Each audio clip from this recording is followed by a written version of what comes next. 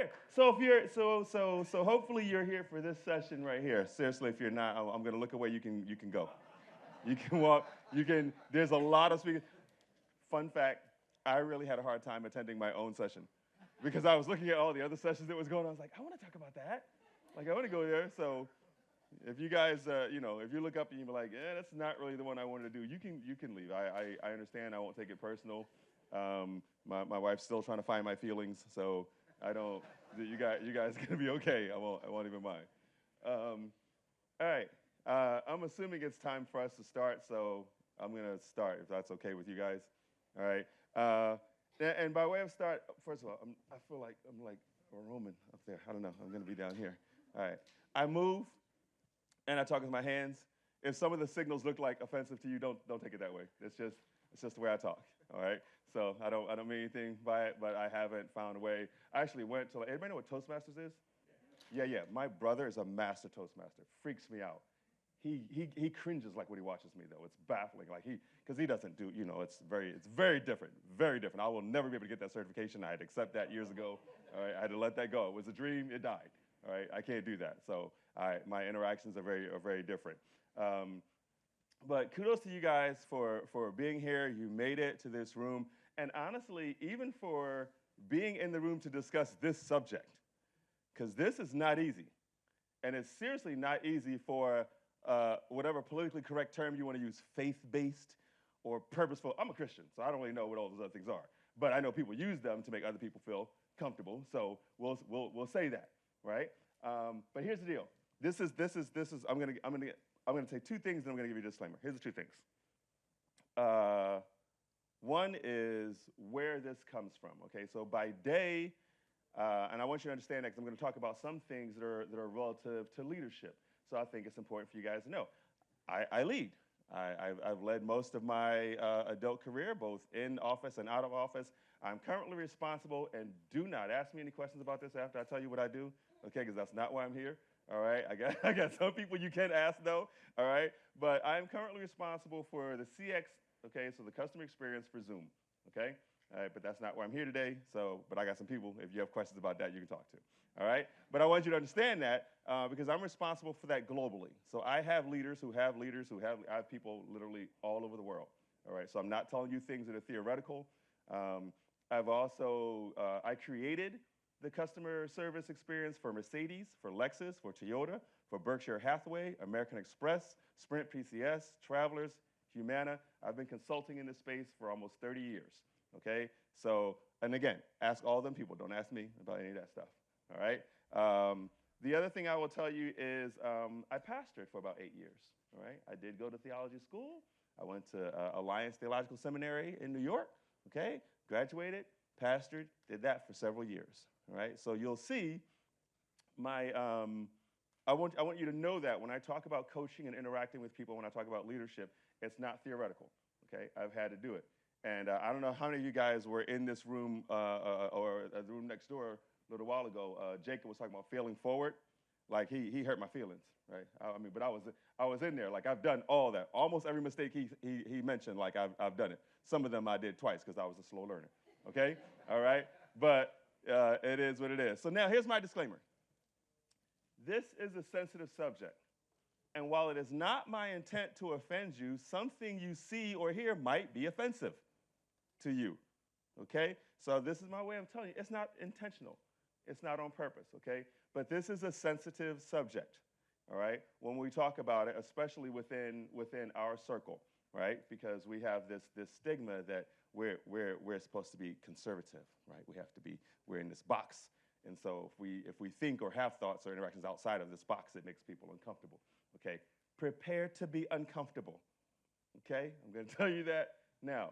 All right, don't take it personal. Okay. The other thing is, I did want to leave some time. I'm actually going to be good on time because I do actually talk about this all over the world, and I live it from a leadership perspective. I wanted to have time for you to ask actual questions. If you haven't figured out by now, being at the Purpose Summit, this is a safe space. Okay, you don't have to agree with what I say. You can contradict it openly. You can ask me questions. You can ask clarifying questions about things. That's the point. right? We want to be here, and we want you to be able to use this afterwards. So that's my disclaimer. That's me. Look at that, the picture of me. All right, my friend Bridget has this software she showed me yesterday, so you guys are gonna see like way cooler, not real pictures the next time I do this, right? It's an AI app. That's cool. All right, so that's the agenda. Suffice it to say, we're not gonna follow that. All right. So what is, we're really not. It looked good, right? When I was putting the slide deck together, it looked good. It was like, you should have an agenda because there are people that like control and they like to know like what you're gonna do and whatever. Y'all gonna be okay, all right? Oh, I should probably tell you this too. I talk a little fast, a little bit, okay? Some of you are like, yeah, we got that, okay? So really, if you want me to like go back over something, don't be shy. You could throw your hand up, I'll slow down. I'm from the Northeast, and I grew up in a large family, so I had to, things have to go fast, all right? All right, so what is DE? How many of you have even heard the term before? DE&I, right? And now you've heard it recently, they add letters to it, right? Just when I figured out what the DE and the I meant, now they add like an A and a B, right? There's like allyship, there's belonging, there's all these other things, and I am considered, because I study it a lot, and I travel the world talking about it, I'm considered an expert, and even I have trouble sometimes when I go to different places and they have different letters, and I gotta learn what the letters mean, and should they be a part of this or not? So we talk about that. Does DE&I matter? It's a trick question. But it's not an easy answer, because there are a lot of people that think it doesn't. And I'm not talking like evil, mean people. I'm talking about normal, regular people who think it's not necessary to have. And I know they exist because I was speaking on this 2 weeks ago in Las Vegas, and I gave Q&A at the end, and a guy raised his hand, and he said, I don't get it. He said, like, what is the point? He said, why do we need to have equity? And he wasn't joking, he wasn't mad, he wasn't angry. He just didn't get it, and he's not alone, honestly. He's not alone, because this means different things. I will tell you as a leader and as a consultant, it is proven 75% of the Fortune 500 companies have at least what we track as 65% diversity in their leadership. That means women, minorities, ages, whatever. So it is a fact that diverse leadership teams are more successful. Not debatable. Statistically, it's a fact, okay? Now, the reason why we don't have more of them is because there's a CEO who's a friend of mine, and 2 years ago, I asked him about his leadership team, because he posts on LinkedIn. Everybody likes to post on LinkedIn, right? He posts when he hires people, and I started noticing that they all look the same, and his existing leadership looked the same, and he's my friend, so I'm going to ask. So I asked him about his team and his people, and he said, you know what? Got to be honest with you, never thought about it. Never thought about it. He said, I did not set out to say I was going to have an all-white, middle-aged male leadership team, right? That's not written anywhere. He said, but what happened is I started my business with my neighbor, the guy who lived across the street from me. And when it got too big for us, we asked the friends that we went to school with who lived around the corner. And then as we grew, we went downtown in the place where we lived. And you see what happened? He simply hired the people that he knew that lived near him, who clearly looked like him because of where he lived. That's a known common thing. It wasn't intentional. He wasn't racist. He wasn't anti-diversity. He wasn't any of those things. He simply did what made common sense for him building his organization. And I want you to keep that in mind as we go through this. Okay, so first we're going to do verses. I need volunteers. Oh, yes. Oh, by the way, I should probably tell you this. I am not shy. If you don't respond when I ask you a question, I will come to you, okay? And if you don't volunteer when I ask for volunteers, I will volunteer you, okay? All right, so that's the way it goes. So I need a volunteer. I need one. Somebody needs a volunteer. All right, you're going to volunteer. Okay. Brave woman, what's your name? Lindsay, how you doing? All right. I need someone in the room everyone in the room who does not know Lindsay, raise your hand. All right, you're a winner. Okay. All right. You see Lindsay? Do you like Lindsay? Yes? Why do you like Lindsay? She seems like a pleasant person. Outstanding.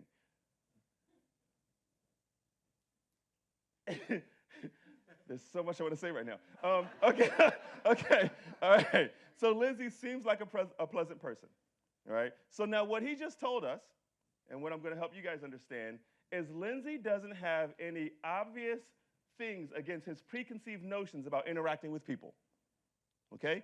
Lindsay doesn't have anything, at least outwardly, that he's against. So he is therefore willing, she's all right, right? Until we know more, right? Because that's the name of the game. Okay? But here's the thing. What happens all too often in our society is not everyone will approach Lindsay the way that he just did. Most people will look at Lindsay and everyone else, and we will form an opinion on them without knowing them based on our perception of people like them, who either look like them or either that age, that gender, that race, whatever it is, right? We immediately think a certain way, right? If I say the term nerd, what do you think of? All you guys saw it. You pictured it, right? You saw the dude with the glasses working in the basement in the dark, right? I didn't even say all that, but you saw it, right? That's what we have, preconceived notions, right? If I say Miss America, if I say beauty queen, you all picture something, right? There might be variations of it, but you have an idea. Is she smart? Probably not. Not in your imagination, she wasn't, right? Be honest. She was not. In your imagination, she was not smart, okay? And all I did was say, I put two words together, okay? And you formed an entire opinion about an individual you don't know, but you have preconceived notions. You have thoughts. We form perceptions about people, right? Now we go and get into this. Here's what it is. What keeps me from what I know? Anybody know what keeps me from what I know? Yeah? Yeah, myself. Somebody said something. What else? Yes. What keeps me from what I know is what I think I know. That's a perception, okay? Because all of you have heard the term, the old saying, right? Like you can put no water in a full glass kind of thing. There's variations of that, but you get the point, right? If I think I know something, then you can't teach it to me.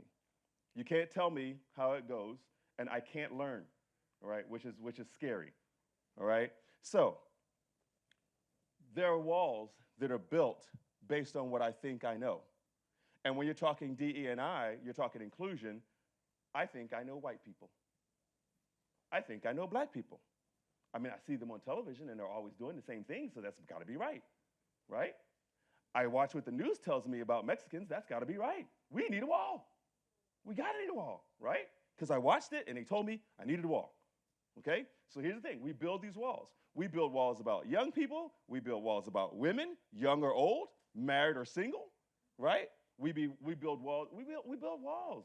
We have all these different ways that we build to do the most ironic, anti-human thing there is. If you know anything about psychology or science, you will know that human beings are communal creatures. They were created that way. You literally have genes in your body that desire to interact with other people by nature, all right? If you don't believe me, put a baby down near another baby, okay? They instantly go to each other. They instantly start playing. Children, even as they grow up, kindergartners. I love the fact, my youngest daughter, I love the fact that until this point, now unfortunately in our society, eventually I'm going to have to combat some things, but right now she has no concept of race, none whatsoever. She doesn't know she's any different than any of the friends she plays with. Now, I'm blessed to live in a community that has multi-races in it, okay? So she doesn't know anything about that. She just plays with them. She talks to them. She doesn't describe them by their color, you know, unless one of the girls, she has a friend that dyes a string in her hair, like she'll make that distinction, you know. But other than that, she has no concept of them being any different from her, causing her to interact with them in any way. She hasn't seen a lot of the walls. Now, of course, we've done a lot of work, right, to try to combat some of that. There's things that, you know, a lot of kids have access to that my kids don't have access to, right, because I monitor those things, all right? But what I think I know, I'm not going to read those. I'm going to let you read them. And you can pick any one or two that might resonate with something you've heard. Quite frankly, it might even resonate with something you believe or something you think, right? And by no means is that all of them. That's just a handful, right, of some of the ways that we put words together to form perceptions of entire groups of people that we then decide we're going to act on. That's the problem, right? Because we're told all this stuff. And the reason I say we're told all this stuff is because when you're born, you don't believe any of it.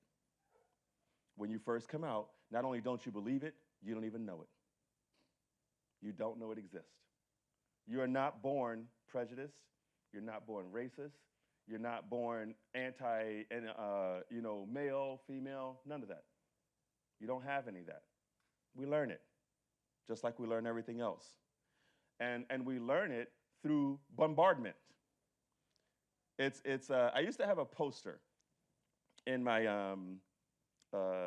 office when I was at Travelers, and this is nothing against Travelers. This just happened to be where I was when I discovered this poster. Okay, but the poster said, "Never underestimate the power of stupid people in large groups." Okay. Now, granted, once HR saw the poster, I had to take it down. Okay, but for a while, it was there, and that was my reminder. That if you're willing, you can be led anywhere.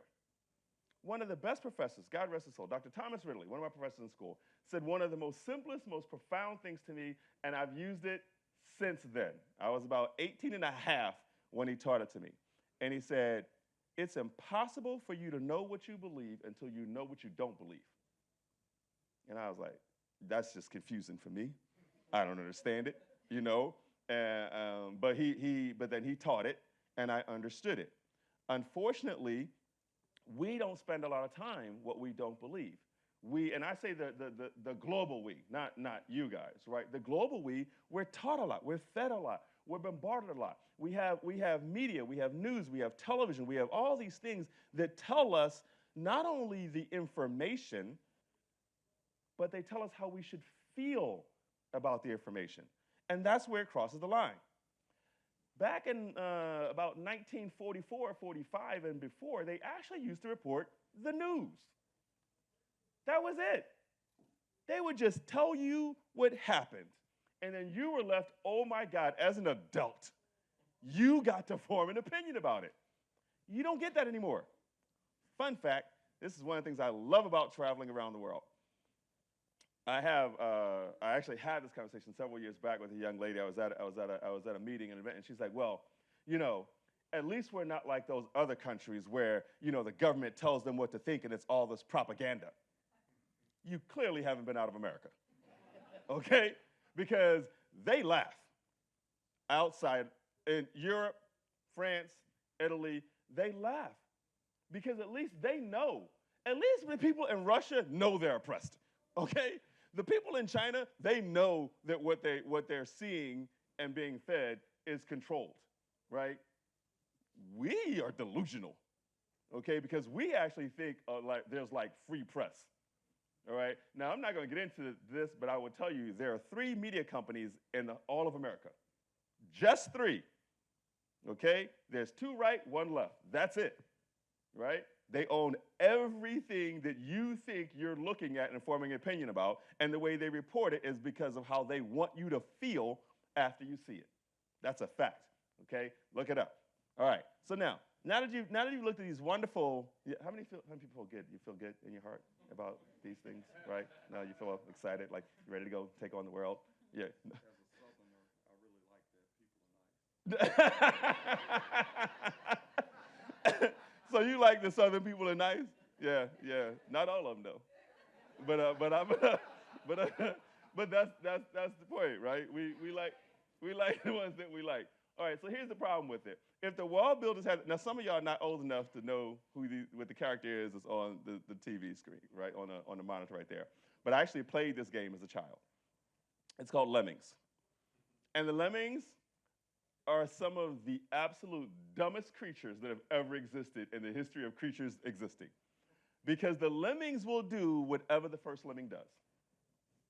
If the first lemming falls off the cliff, I, playing the game, have to build a little bridge. If I don't, all of the other lemmings, which I've collected because I go to different huts, I collect the lemmings. If I don't build a bridge, they all will die. If one walks into a wall, they will all walk into the wall. Okay? All of you heard that term. Your mom used to ask you, right? Like, if your friend jump off the bridge, right? You all heard that. That's why.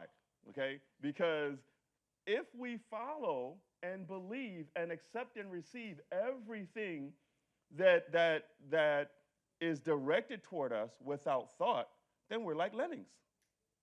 You know, I was having a great conversation at lunch with a gentleman, and we were talking about how we create division through differences, right? I decided that I don't like people who wear green shirts, right? So now I don't like you now. Now, in and of itself, that's idiotic, right? But I'll tell you what makes it worse. In our society, it is not enough for me to be alone not liking him. I have to do like they do in middle school. I have to tell my friends. Now my friends cannot like him, right? You can either be my friend or you can like him. You can't be both, right? And that's what we do with all the issues that we address. It's not enough to be red or blue.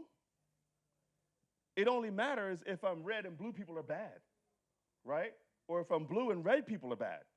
Then it matters because now I feel more secure in the side of the fence that I want to be on, right? So we adopt these things, we make them divisions, we build the wall, and then we get our friends to support us on our side of the wall.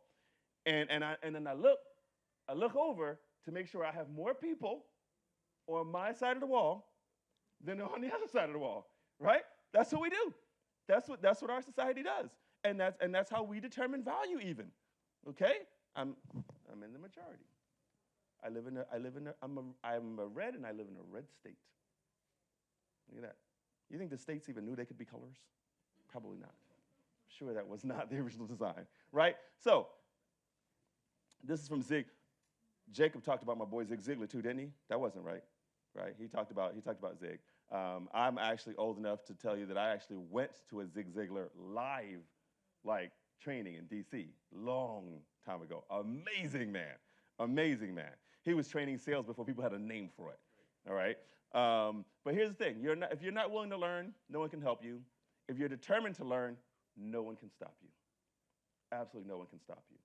And that's what I want you to be.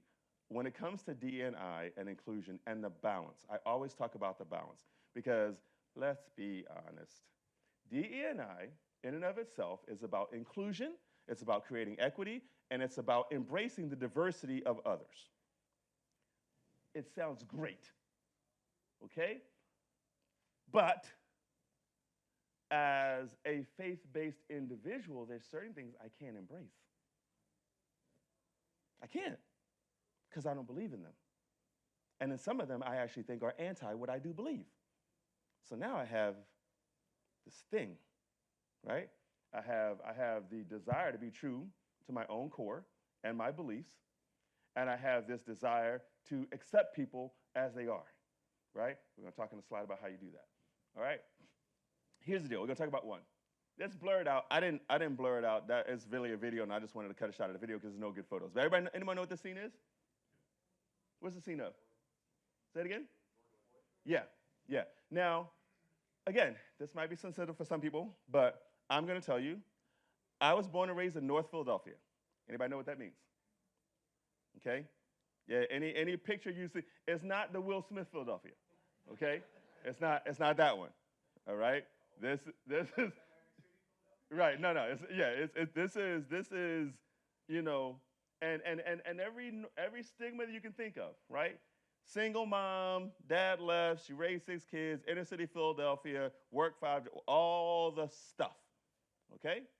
And where I grew up, like, or just based on the color of my skin and stuff like that, even before this happened, I'm not supposed to like police officers. I don't like the cops, right? Because they have systemic racism, right? You guys heard that term before? Fascinating term. Stupid, but fascinating. But anyway, they don't like me because I'm black. Did you know that? Did you know the police don't like me? They don't. You know. Now, here's the problem. This is the vision of the police that I'm supposed to have. Now, I want to talk to you about individual thought. Because as a lemming, I could follow this and say police officers are all bad. Okay? Here's my challenge. Before I get to my next slide, I have that in the corner to remind me something. Anybody know what that symbol is? It's It's the AMA, right? The Medical Association, right? So here's the deal. We all know, because we're told, that police brutality is a problem, and there's a lot of white police officers abusing or killing black people, right? We know that because we're told it, right? And it's on the news, right? It's on the internet. It's exciting. It's controversial, okay? Here's the deal. Being a police officer is a job. I know it's for some of you, but understand that. It's a job, okay? So I want to ask you a question. How many white doctors, through their malpractice, injured or killed black people last year? You have absolutely no idea. You know why you have no idea? It's not nearly as sensational as a police officer doing it or purporting a belief that all police officers do it. Now, I'm going to give you a little bit of history lesson, but I want to do it quickly, okay? Because it's important to understand where this whole thing came from. Because if more people of color actually understood it, they'd be willing to think through it and get beyond it. The entire concept of police officers being abusive and having systemic racism started from what the original police department was created to do. Anyone know what the original police department, the very first police department, what they were created for? Say it again? Close, but that's not the first one. That's the first commercialized one. The very first police department created in the United States was created to bring slaves back who ran away. That's what it was. That was the police department. It was a private police department, which then became commercialized, which then became the town's police department, which then became the county police department, and then other slave owners in other counties and cities and states saw how successful they were, and they decided to create their own. That's where it came from. That is the police department. Their sole job was to hunt down and bring back slaves because they ran away, and no good owner wants their slaves running away, right? So you track them down, you bring them back. Now that mentality back then meant absolutely I was going to be against the police, right? Because I wanted to be free. I don't want to be a slave. And so that mentality applied appropriately at that time, okay? But it's simply been passed down. That's it. It's simply been passed down from generation to generation, from generation to generation. Now, I had the benefit of growing up with my great-grandmother, okay? My great-grandmother, until she was about 15 years old, actually lived in a slave property. And I had an opportunity to grow up with her, spent a lot of time with her. Loved my grandmother to death. She could make a cake that Betty Crocker can't touch. You know what I'm saying? It wasn't in no box. She just got like flour and some butter and some sugar. And I remember standing at the table, it was like right here. I remember standing and watching her do that. And I learned that from her. I learned some cooking, I learned some baking, great things. You know what I decided not to learn from her? Her own earned perceptions about dealing with Caucasian people and with law. Not because it was bad, because for her, it was real, right? For her, it was real. For where she grew up, it was real. But you can make a decision to not do it. So now I'm going to tell you, this is my problem with, and again, this is a little bit of my own personal story. This is my problem with disliking police on cause. Because that's my block. That's Murderwood Street. That's where I grew up. That is a block, and that's a real block. That's a real thing, right, in North Philadelphia, okay? And I'm going to tell you, it did not look that good when I lived there, okay? It looks a little better now, actually, right? This is actually a police car from the late 70s, early 80s in Philadelphia, right? And the reason I wanted to show you that is because, of course, if you watch television or you believe stigmas or stereotypes, you know, when the police came, we ain't talked to them. We ran, right? Because, you know, we got people in the corner yelling 5-0, because that's what you see in the movies, okay? In reality, I will tell you, that is retired Officer Anthony D. Benedetto, okay? Him and Officer Charles Tangsley rode in police car 2216, and every day that they were on patrol, he drove down my block and stopped and got out and talked to us. We played basketball. We played catch. He told us stories about other things that were going on in the city. We weren't afraid of him. He was certainly not afraid of us. He didn't chase any of us because we were young or black or boys. He just hung out. We talked. We got to know him. He got to know us. It was a different relationship. Now, understand, I'm talking about individual thought and individual interactions, right? Are all police officers like him? No. But are all police officers racist? No. That's the thought process, okay? And I will tell you the flip side of that. As an adult, I've been blessed. I went to an Ivy school, got an MBA, had a good career, did some things done well, okay? I've been stopped for no dang reason. I have. I've been pulled over because of the car I drive or the neighborhood that I live in. That's a fact. It happens, okay? Not every cop pulls me over, right? But there are some that have. I haven't had one. Fun fact again, I was in Montclair, New York. I don't know if you guys know where that is, but this dude goes down in history as my favorite police officer after DiBenedetto. Because he pulled me over. I went around, I was going to one of my friend's house, Caucasian friends I work with. We were going to watch the game. I was going over his house, right? I drove around thinking that I could park. Didn't see anywhere to park, so drove around again. Second time around the block, cop pulls me over. I'm like, hey, how you doing? You know? He's like, yeah, like, so I said, what's the matter? Because I'm literally like in a neighborhood street. I'm clearly not speeding or doing anything, right? And there's nothing wrong with the car. It's a rental car, right? He said, best line ever. He said, to my face, you look like you don't belong here. I was like, you know what? You're right. Now what? I don't belong here. I'm looking for my friend's house, okay? So now what we doing, you know? So there are some, I will tell you, I lived in Oconomowoc, Wisconsin. Anybody know where that is? It's it's equal distance between Madison and Milwaukee. And I had to live up there. I was the only person, and y'all think I'm joking, okay? I was the only person of color in the whole town, okay? And the town is small. It only had like 6 police officers. And if you want to know how I know that, it's because I met every last one of them.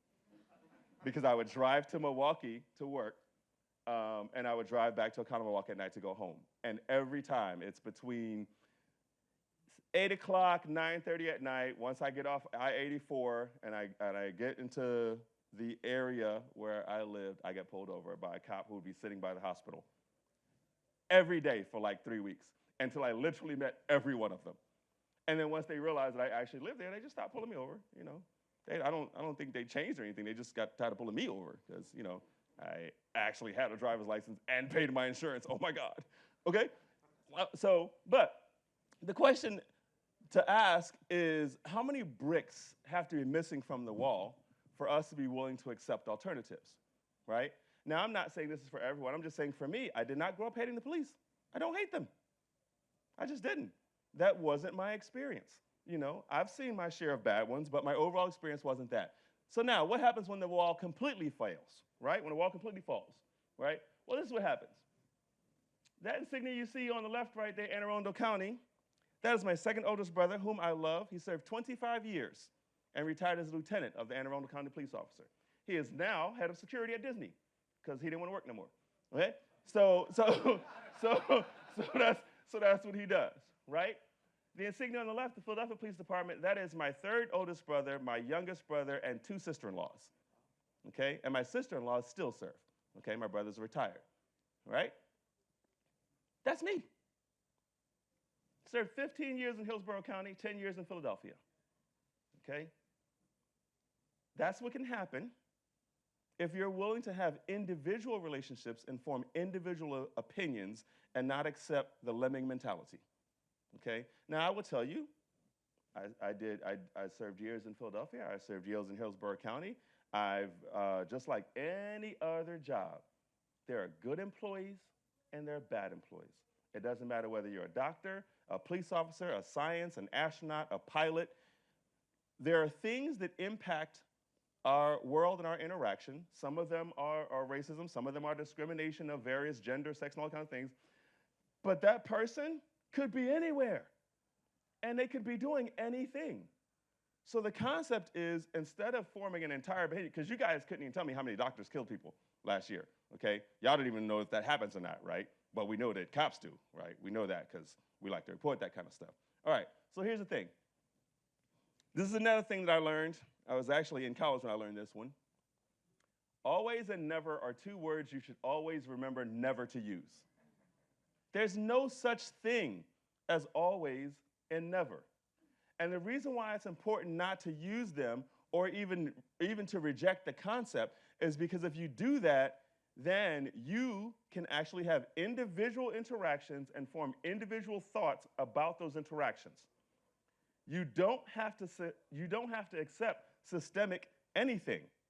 You don't have to accept widespread anything, because there's no group of people anywhere that this would apply to, right?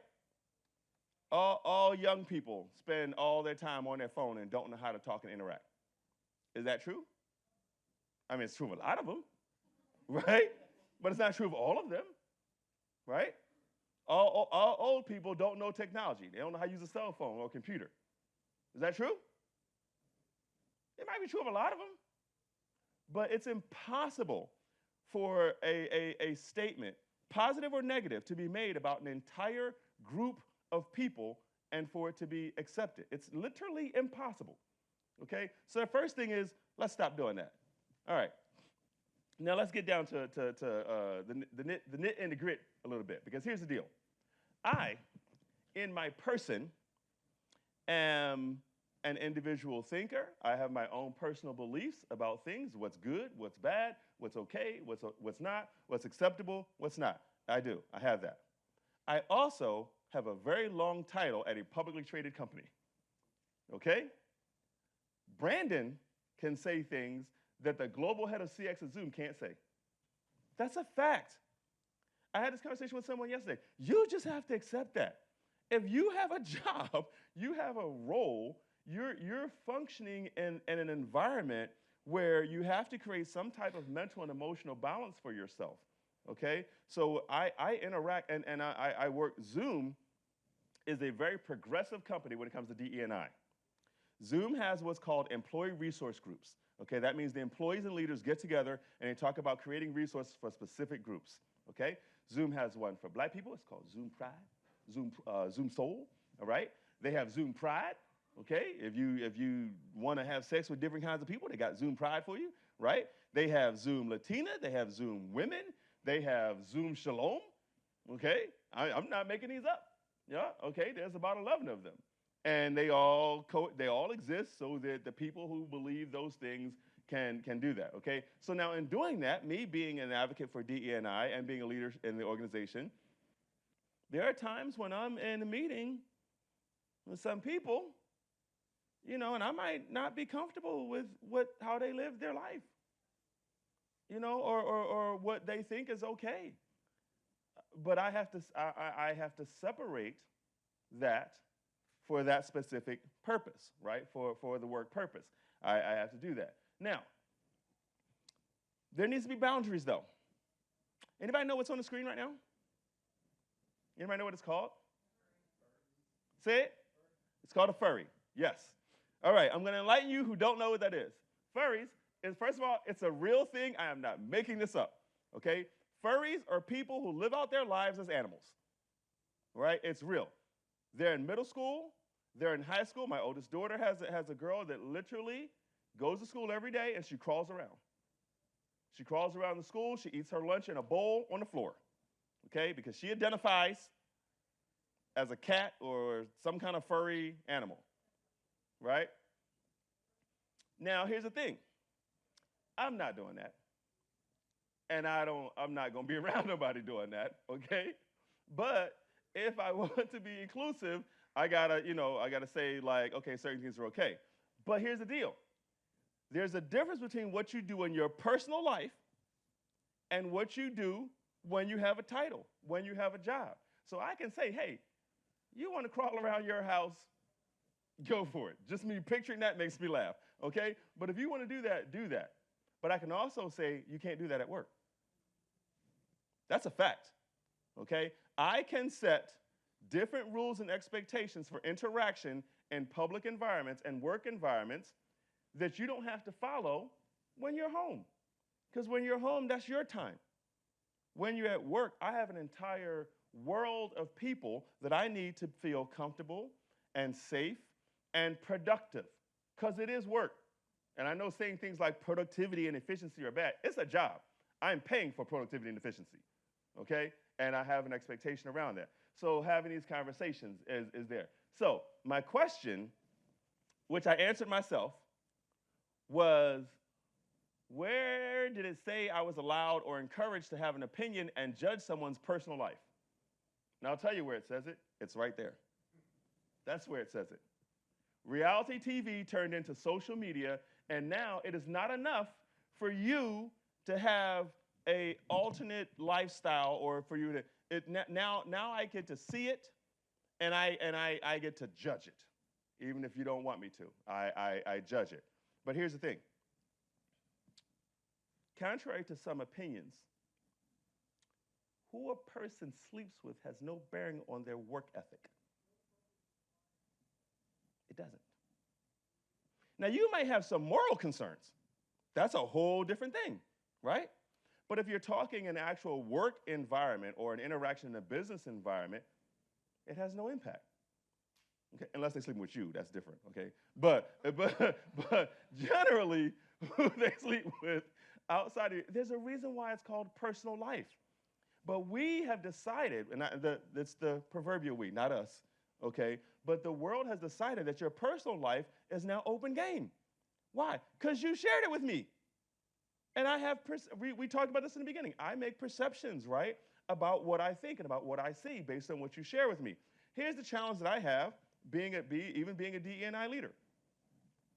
We say things, we have this thing where, like, my thing is, however you live your personal life is your personal life, right? Unless you bring that to me, I genuinely don't care, okay?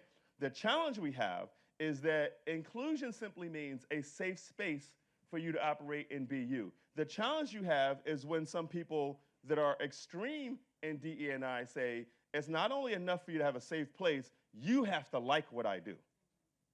It has to be okay with you. That's not real DE&I. That is the equivalent of saying that all Muslims are terrorists, okay, simply because there's a faction within that belief that has been radicalized, okay? That's radicalized DE&I. DE&I does not mean I have to accept everything you do and the choices you make in your life. That's not it. That's not what inclusion means. It means it's okay for you, and that's fine. I'm not telling you how to live your life. There's certain things that's not okay with me, and I'm not going to pretend they're okay. You know, that's not going to be a part of our safety creation, right? So these things, and in case you haven't figured out, you won't find me on any of them. I'm not. I have LinkedIn, and don't anybody judge me, okay? I do have LinkedIn, but I don't even manage that, okay? There's an amazing, amazing, amazing individual who makes me look really good on LinkedIn, okay? So I don't even manage that. I don't do those things. All right. This one I do want you to read, and I want you to tell me what it is. Say it again? Yeah. If you want to know how to see people as individuals and not make them the sum of their behavior, if you want to interact with the person, if you want to accept people and not necessarily how they behave or what they do, that's it. Quite frankly, that's the only way to do it. Nothing else works. I was talking to this kind of gentleman last night during our dinner time, and he said, but how can you do that? Like, how are you going to love someone if you don't like the way they act or their behavior? I said, you clearly don't have children. Okay? Because if you did, you wouldn't ask me that. I love the mess out of my kids. I want to kill them. Often. Okay? Right? But I don't change the way I love them or the fact that I love them based on their behavior. That would never work. Right? Now, don't even repeat what I'm about to say outside of this room. Okay? I love my wife. I do. Okay? She is easily the best thing in the whole wide world. Best creation ever, best person in the world for me, perfection. Drives me absolutely nuts sometimes with the things that she does. Okay? So, what I want you to get is this: differences are natural, division is man made. Okay? A person can be different. That's okay. You deciding that their difference creates a wall for you, that's you. That's you doing that, or you accepting what the media is telling you that you have to accept that. Okay? Now, understand what I'm saying. I'm not saying you have to like it. I'm not telling you to be fake or pretend or because there's a lot of things that you're going to see that other people do say, like, and accept that you're not going to be comfortable with. That's okay. That's okay. As long as they're not forcing it on your life, you know what I mean? No one's not telling you that you have to be a certain way, that's fine. Okay? But you should be able to interact with people that are different from you. You should be able to have a conversation with people that are different from you without it being antagonistic. Now, I'm gonna tell you right now, that's not sexy. No, because sexy is controversial, right? Antagonizing, like reds versus blues and black versus white. That's what we report because that's exciting and it's fun and people want to read about it and see it. Yeah, but that doesn't really make the world go round. Love makes the world go round. So here's the last one. How do you make an impact? Because Davin talked about that, right, last night. We want to get impact. I want you to leave here, and from here, I would like you to commit to, when you can, tailoring your thoughts, words, and behaviors to specific interactions with individuals. That means you don't dislike any particular age group. You don't dislike any particular race, nationality, job title, function, role, not in mass and not on its own. If a number of people, when a number of people begin to treat individuals as individuals, then we get higher thinking, we get higher thought, and we get better relationships, right? I like some people, and I don't like some. Okay? I like some things that people do, and I don't like some things that people do. That's just the way it is. Okay? It doesn't have any bearing on my ability to love them, though. Okay? Because that part needs to happen. That part's important, right? If you want any shot at leading diverse people or reaping the benefits of having an inclusive environment, you got to love them. Okay? In every sense of you got to love them. Okay? If you don't love them, they know.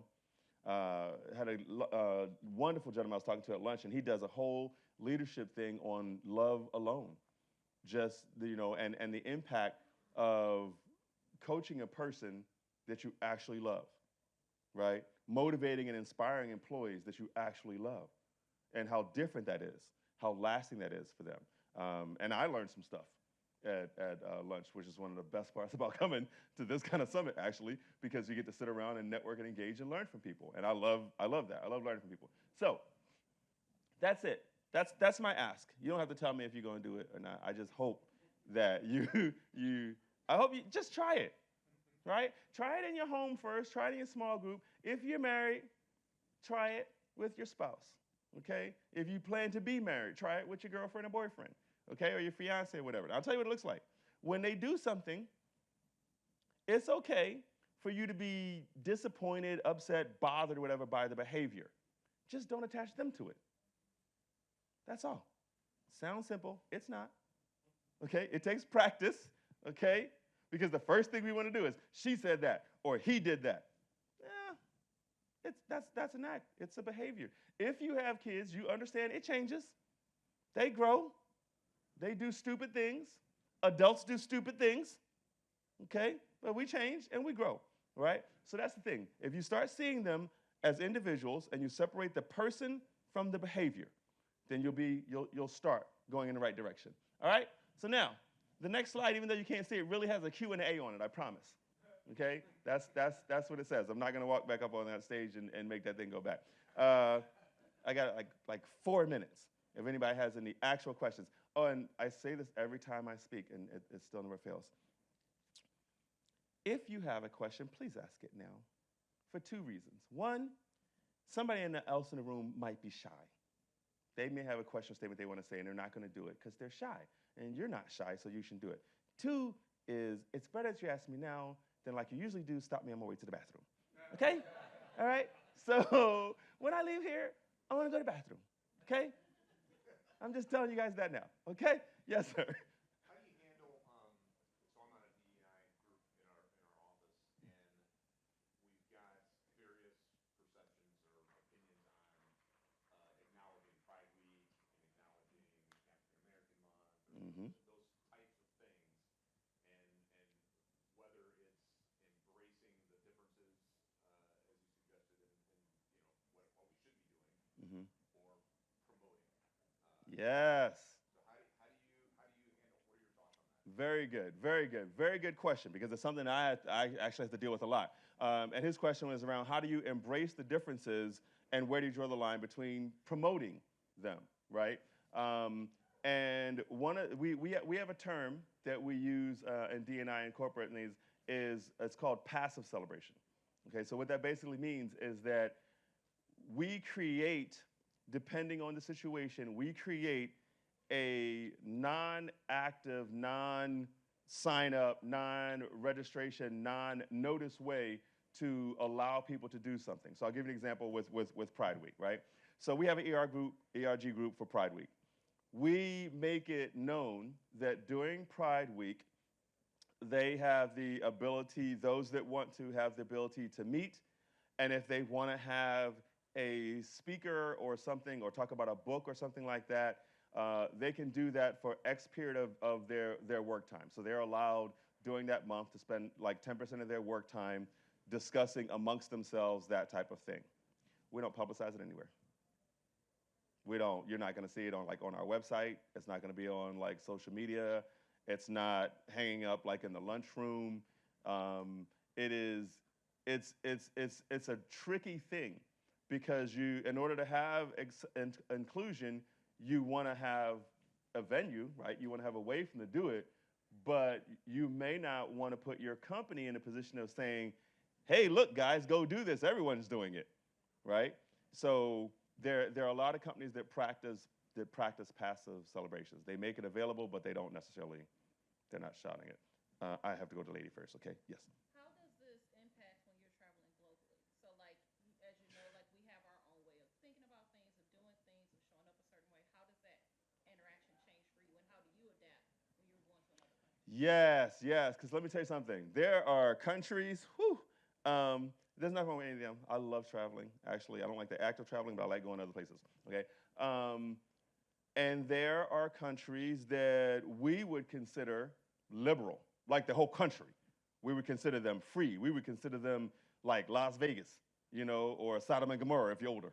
You know what I'm saying? Like we are. They exist, and it's interesting because I kind of adopt the philosophy, and I'm not saying this is right. This is how I handle it. I kind of adopt the philosophy that this is not my house. you know? So I don't partake when I'm there, but I don't demean either. I don't tell them how to live. I don't tell them what they can celebrate. I don't tell them what they can and can't do. Now, having said that, Zoom employees have rules. We have ways that you can, we are very clear. You do whatever you want in the privacy of your home. But when you're on our clock, there's a way of behaving. But when I go to places anybody ever been to Amsterdam? It's a lovely place. Anything and everything you want to do is legal in Amsterdam. And I do mean anything, okay? It's in Holland, and you can walk down the street, you can buy cocaine off the street, you can pay for a prostitute after looking at her through the window. You can do anything you want in Amsterdam. That's not my thing. But I don't tell those people what to do over there, But there are places that are, yeah, and that's just you go to Thailand. There are people that go to Thailand on purpose. Okay, okay, all right. So yeah, but that's my own way of dealing with it, and that's kind of like what I instruct my leaders. We are fortunately, unfortunately, how you look at it, we're responsible for a brand. And as an executive leader, I have multiple brands. I have my own personal brand, and I have the brand of I'm a Zoom leader, and people see that, and my employees see all the above, right? And they're watching all the time. Those of you the leaders know that. They're watching all the time. So I don't want them to feel uncomfortable, but there's just things that, and there's ways you can do it without being pompous. Like if I find myself in an environment that I don't want to be seen as being in or promote, I'll leave without anybody knowing. I'm not gonna be like, oh my God, you guys, nah, that's not necessary. I just remove myself from it, because those are my personal standards. That has nothing to do with them. If someone brings a conversation up to me, I will tell them, but I'm not going to. No one in the history of the world was ever successfully forced to have faith, okay, or forced to have a belief. It's not a good method. It's not the way it works. Okay, so I don't do that. Yes, sir. Oh, okay, good. Look at you guys. A little mind meld. I appreciate that. Thank you. All right. Anyone else? Yes, sir. How do you decide what's in the personal line versus the professional line in terms of the boundaries you're forced to work? That's a great question. Okay, so this question was, how do you decide what are the personal lines and professional lines within your force to work? And not everybody can do what I did, but I'll be honest with you. I had the conversation before I started working. And I've done that in the last 6 places I've worked. I have conversations before I accept a job about what are your expectations on the job and off the job. What are your expectations for me as a leader?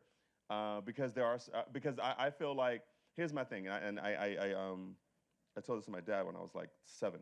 Like, I feel like I'm gonna do what I say I'm gonna do. So I'm just gonna be honest with you. As an owner of a business or whatever like that, I'm going to tell you there's certain things that I will do, there's certain things I'm not comfortable with, and I'm not going to do them. So now if you hire me after that, because I'm telling you up front, I'm not going to do them. I'm not going to be in situations that I don't want to be in. I'm not going to be perceived as promoting things that I don't believe. I'm not telling the other person what they can do. I'm saying I'm not a part of it.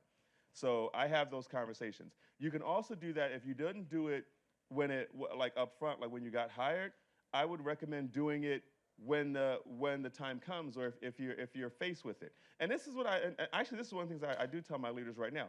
Even if it's not something that you thought about or that you knew. I have you guys don't know the channel but the ecosystem that I work in. But I work in the channel. It's an industry that has ecosystem, it has partners, and the partners are the most important part of it. And basically keeping them happy is like the whole deal, right? And there's one that was like really, really important to me.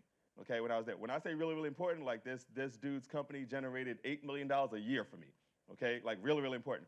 And I was landing in a city that he was in. We were going to an event the next day, and he called me. He's like, "What you doing?" I said, "Hey, I'm hungry. I'm gonna get some food." He said, "Hey, come to this address. They got food." And he texted me an address. Because of who he is, I went to the address. As I'm pulling up, it's not an address I want to be at. Definitely not with him, right? But I didn't see him coming, and he knows I'm coming. So now I got to have that uncomfortable conversation, and that's what it is. That's why I said sometimes you got to become comfortable being uncomfortable because you want to have the conversation.